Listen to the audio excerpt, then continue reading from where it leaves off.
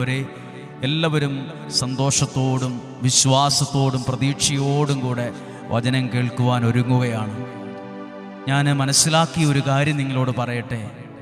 പലതരത്തിൽ തകർന്നു പോയവർ, പലതരത്തിൽ പരാജയപ്പെട്ടവർ, പലതരത്തിൽ വീണുപോയവർ, പലതരത്തിൽ സങ്കടങ്ങളിൽ കഴിയുന്നവർ ഈ വചനങ്ങൾ കേട്ട് അതിൽ സമർപ്പിച്ച് നിയോഗ പ്രാർത്ഥന ചൊല്ലിയതിലൂടെ സംഭവിച്ചൊരു കാര്യമാണ്. ഇരട്ടി ശക്തിയോടെ, ഇരട്ടി അഭിമാനത്തോടെ, ഇരട്ടി അനുഗ്രഹത്തോടെ, ഇരട്ടി പ്രതീക്ഷയോടെ ജീവിക്കാൻ തുടങ്ങിയിരിക്കുന്നു. ഇരട്ടി അനുഗ്രഹത്തിലേക്ക് അവർ ചാടിക്കേറിയിരിക്കുന്നു. അങ്ങനെ ഒത്തിരി പേരുടെ അനുഭവങ്ങൾ, സാക്ഷ്യങ്ങൾ കേൾക്കാനിടയായി. പ്രിയപ്പെട്ടവരെ, നിങ്ങളുടെ ജീവിതത്തിലും ഇന്നത്തെ വചനത്തിലൂടെ നല്ലൊരു അനുഗ്രഹം ഉണ്ടാകും. പരിശുദ്ധാത്മാവ് നിങ്ങളെ സഹായിക്കും. ഇന്ന് കേൾക്കാൻ പോകുന്ന ദൈവവചനം ഉൽപ്പത്തി പുസ്തകത്തിൻ്റെ 6-ാം അധ്യായത്തിലെ സമയക്കുറവുള്ളതുകൊണ്ട് അതിൻ്റെ ചില പ്രസക്ത ഭാഗങ്ങൾ ഒന്ന് ചിന്തിക്കാൻ, പ്രാർത്ഥിക്കുവാൻ ആഗ്രഹിക്കുകയാണ്. 6-ാം അധ്യായത്തിൽ നോഹിനോട് ദൈവം പറയുന്നൊരു കാര്യമാണ്. നീ ഒരു പെട്ടകമുണ്ടാക്കണം, വലിയൊരു പ്രളയമുണ്ടാകാൻ പോകുന്നു, ഞാൻ പറയുന്നത് പോലെ നീ ചെയ്യണം എന്ന് നോഹയോട് പറഞ്ഞപ്പോൾ ആ വചനത്തിൻ്റെ മുമ്പിൽ നോഹ എന്തു ചെയ്തു എന്ന് എഴുതിയിട്ടുണ്ട്. അതാണ് 6-ാം അധ്യായം 9-ാമത്തെ വാക്യം. അതിൻ്റെ അവസാന ഭാഗത്ത് എഴുതിയിട്ടുണ്ട്, അവൻ ദൈവത്തിൻ്റെ മാർഗത്തിൽ നടന്നു. ദൈവത്തിൻ്റെ മാർഗത്തിൽ, ദൈവത്തിൻ്റെ വചനത്തിൽ നടന്നു. അതുതന്നെയാണ് പ്രിയപ്പെട്ടവരെ, പ്രഭാതത്തിൽ എഴുന്നേറ്റു ദൈവത്തിൻ്റെ വചനം തുറന്നു വച്ച് ആ വചനത്തിലൂടെ ദൈവം നമ്മളോട് സംസാരിക്കുമ്പോൾ, ആ വചനത്തിൽ ജീവിതത്തെ കൊടുക്കുമ്പോൾ, ആ വചനത്തിൽ ജീവിതം സമർപ്പിക്കുമ്പോൾ നമ്മളും ഇതേ കാര്യമാണ് ചെയ്യുന്നത്. ദൈവത്തിൻ്റെ മാർഗത്തിൽ നടക്കുവാൻ തയ്യാറാവുകയാണ്. ദൈവത്തിൻ്റെ മാർഗത്തിൽ നടക്കുവാൻ ഈ നോഹ തയ്യാറായി. അടുത്ത വാക്യം എഴുതിയിരിക്കുന്നു, 22-ാമത്തെ വാക്യം. ദൈവം കൽപ്പിച്ചതുപോലെ നോഹ പ്രവർത്തിച്ചു.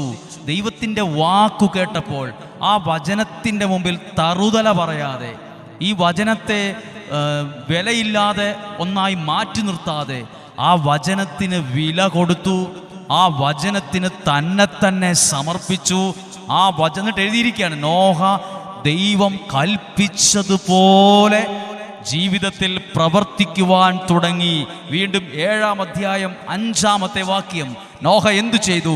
കർത്താവ് കൽപ്പിച്ചതെല്ലാം നോഹ ചെയ്തു. ദൈവത്തിൻ്റെ വാക്കനുസരിച്ച് ആ വചനത്തിൽ സമർപ്പിച്ച് നോഹ ജീവിക്കുവാൻ പരിശ്രമിച്ചു, പ്രവർത്തിച്ചു.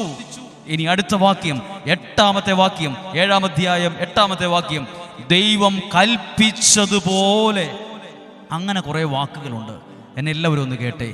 ഇത് നോഹയോട് ദൈവം പറഞ്ഞ വാക്കിൻ്റെ മുമ്പിൽ, ആ വചനത്തിൻ്റെ മുമ്പിൽ നോഹ എന്തു ചെയ്തു എന്നാണ് എഴുതിയിരിക്കുന്നത്. നോഹ പ്രാർത്ഥിച്ചു, നോഹ അതനുസരിച്ചു, നോഹ ആ വചനത്തിൽ സമർപ്പിച്ചു, നോഹ അതനുസരിച്ച് പ്രവർത്തിച്ചു. അങ്ങനെ ഒരു സമർപ്പണം നടന്നു. ഈ നോഹയെക്കുറിച്ച് എഴുതിയിരിക്കുകയാണ് 7-ാം അധ്യായം 19-ാമത്തെ വാക്യം. ദൈവത്തിൻ്റെ വാക്കിന് വില കൊടുത്തു, ദൈവത്തിൻ്റെ വചനത്തിൽ തന്നെ സമർപ്പിച്ചു. അങ്ങനെ ഉണ്ടായപ്പോൾ എഴുതിയിരിക്കുകയാണ്, ജലനിരപ്പ് ഉയർന്നു. 19-ാമത്തെ വാക്യം. ആകാശത്തിൻ്റെ കീഴെ തല ഉയർത്തി നിന്ന സകല പർവ്വതങ്ങളും വെള്ളത്തിൻ്റെ അടിയിലായി. എല്ലാവരും ഒന്ന് കേട്ടെ, തല ഉയർത്തി നിന്നാന്ന് എഴുതിയിട്ടുണ്ട്. വലിയ സംഭവമാണ്. ഞങ്ങൾ വലിയ ആളാണ്, ഞങ്ങൾ അത്രയും പണമുള്ളവർ ആരാ ഉള്ളത്, വിദ്യാഭ്യാസമുള്ളത് ആരാ ഉള്ളത്, സൗന്ദര്യമുള്ള ആരാ ഉള്ളത്, പദവിയുള്ള ആരാ ഉള്ളത്, ഇങ്ങനെയൊക്കെ പറഞ്ഞ് തല ഉയർത്തി നിന്നതൊക്കെയും ഒരു പ്രതിസന്ധി വന്നപ്പോഴോ അതിനടിയിലായി. എന്നാൽ ദൈവത്തിൻ്റെ വാക്കിൽ അതനുസരിച്ച് പ്രവർത്തിച്ച നോഹ വെള്ളത്തിൻ്റെ അടിയിലായി എഴുതിയിട്ടുണ്ടോ? നോഹും നോഹിൻ്റെ പെട്ടകവും പെട്ടകത്തിലുള്ളവരും എത്ര വെള്ളം പൊങ്ങിയിട്ടും അതിൻ്റെ മുകളിൽ ഒരു പ്രതിസന്ധിയും കൂടാതെ, മുകളിൽ ഒരു കേടുപാടുകളൊന്നും വരാതെ സന്തോഷത്തോടെ മുകളിൽ നിന്നു. തല ഉയർത്തി നിന്നതൊക്കെയും വെള്ളത്തിൻ്റെ അടിയിലായി. ഇന്നും ചിന്തിച്ചു നോക്കിക്കേ, സ്വന്തം കഴിവിലും ബുദ്ധിയിലും പണത്തിലും സ്വാധീനത്തിലും ഒക്കെ തല ഉയർത്തി നിന്ന പലതും, പല വ്യക്തികളും, പല കുടുംബങ്ങളും, പല പ്രസ്ഥാനങ്ങളും, പല സംവിധാനങ്ങളും, പല കമ്പനികളും, പല കുടുംബങ്ങളും, പലരുടെ വിദ്യാഭ്യാസമൊക്കെ വലുതാന്ന് പറഞ്ഞത് സംഭവമാണെന്ന് പറഞ്ഞ് തല ഉയർത്തി നിന്നതൊക്കെയും ചില പ്രതിസന്ധികൾ വന്ന് കയറി കയറി കയറി അവരെ മൂടിക്കളഞ്ഞു, ഒന്നും അല്ലാതായി. ഇന്ന് ആകെ തകർന്നു. എന്നാൽ ദൈവത്തിൻ്റെ വാക്കിന് വില കൊടുത്ത നോഹ വെള്ളത്തിനടിയിലായി എഴുതിയോ? നോഹൻ്റെ കുടുംബവും വെള്ളത്തിനടിയിലായി പോയി എഴുതിയോ? പ്രിയപ്പെട്ടവരെ ശ്രദ്ധിക്കുക. എന്നെ കേൾക്കുന്ന നിങ്ങളെല്ലാവരുടെയും ഹൃദയത്തിൻ്റെ അകത്തെ ആ ഒരു നോട്ട് ബുക്കിൽ എഴുതി വെച്ച്, ഹൃദയത്തിനകത്ത്, അതായത് നമുക്കെല്ലാവർക്കും എഴുതാനൊരു നോട്ട് ബുക്കുണ്ട്, അതുപോലെ തന്നെ ഹൃദയവും ഒരു നോട്ട് ബുക്കാകട്ടെ. അതിലും കൂടെ ഒന്ന് എഴുതി വെച്ച്, ദൈവത്തിൻ്റെ വാക്ക് കേട്ടപ്പം എന്തു വചനം, ഇതാണോ ഈ സമയത്ത് ഞാൻ ചെയ്യേണ്ടത് എന്നും പറഞ്ഞ് തല തിരിഞ്ഞ പ്രവൃത്തി ചെയ്ത നോഹിനെയല്ല, ആ വാക്ക് കേട്ടപ്പോൾ അത് അംഗീകരിച്ച്, അതിനെ സ്നേഹിച്ച്, അത് ഉൾക്കൊണ്ട് ആ വചനത്തിന് തന്നെ സമർപ്പിച്ചപ്പോൾ പ്രതിസന്ധികളെല്ലാം വന്നുകൂടിയപ്പോഴും നോഹിനെയോ നോഹിൻ്റെ കുടുംബത്തെയോ തൊടാൻ പോലും പറ്റാത്തൊരു ദൈവീക സംരക്ഷണത്തിൻ്റെ ഒരു വലയം അവിടെ ഉണ്ടായി. വചനം തുറന്നു വച്ച് പ്രാർത്ഥിക്കുന്ന പ്രിയപ്പെട്ടവരെ, നിങ്ങൾ പോലും അറിയാതെ ഒരു ദൈവീക സംരക്ഷണം കൂടെയുണ്ട്. എന്തു പ്രതിസന്ധികൾ വന്ന് അവിടെയും ഇവിടെയും ഒക്കെ തകർന്നു പരാജയപ്പെട്ടു എന്ന് കേൾക്കുമ്പോഴും വചനത്തിലാണോ കുഞ്ഞുങ്ങളെ നിങ്ങൾ നിൽക്കുന്നത്? നിങ്ങളെ ദൈവം ഉള്ളംകൈയിലെന്ന പോലെ സംരക്ഷിക്കും, ഉള്ളംകൈയിലെന്ന പോലെ സംരക്ഷിക്കും. ഈ വെള്ളത്തിൽ അടിയിലായി പോകേണ്ട ആളായിരുന്നു നോഹയും കുടുംബവും. പക്ഷേ ആ പ്രതിസന്ധി വന്നപ്പോഴും വെള്ളത്തിനടിയിലായി പോകാതെ സൂക്ഷിച്ചത് ദൈവത്തിൻ്റെ വാക്കിൽ നിന്നതുകൊണ്ടല്ലേ? അപ്പോൾ നമ്മളിപ്പോൾ ചെയ്യുന്ന ഈ പ്രവൃത്തി വെരി വെരി ഇമ്പോർട്ടൻ്റ് ആണ്, വെരി വെരി സീരിയസ് ആണ്. നമ്മൾ അത്രയും രാവിലെ എഴുന്നേറ്റ് പ്രാർത്ഥനയോടെ ആരംഭിക്കുമ്പോൾ നമ്മൾ ദൈവത്തിൻ്റെ കരങ്ങളിൽ സുരക്ഷിതമാകുന്നു. ഇനി അടുത്ത 8-ാമത്തെ വാക്യത്തിൻ്റെ പ്രസക്ത ഭാഗം നോക്കിക്കേ. നോഹയെയും പെട്ടകത്തിൽ ഉണ്ടായിരുന്ന എല്ലാ ജീവജാലങ്ങളെയും കന്നുകാലികളെയും ദൈവം ഓർത്തു. ആരെ ഓർത്തു? ആ ദൈവത്തിൻ്റെ വാക്കിന് വില കൊടുത്ത വ്യക്തിയെ, കുടുംബത്തെ ദൈവം ഓർത്തു, ആ സമയത്തോർത്തു.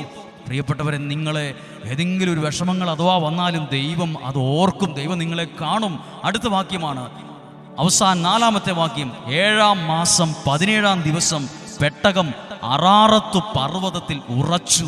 എവിടെയായാലും പൊട്ടിപ്പൊളിഞ്ഞ് പോയി എന്നാണോ എഴുതിയിരിക്കുന്നത്? ആ പെട്ടകം ഉറപ്പിക്കേണ്ട സ്ഥലത്ത് വൃത്തിയായി ശക്തമായി ഉറപ്പിച്ചു. പ്രിയപ്പെട്ടവരെ, എന്തിനാണ് ഒരു ഉറപ്പില്ലാതിരിക്കുന്നത്? ദൈവമാ ഉറപ്പിക്കുന്നത്. ദൈവം നിന്നെ ഉറപ്പിക്കും. നല്ലൊരു കുടുംബ ജീവിതം തന്ന് ദൈവം നിന്നെ ഉറപ്പിക്കും.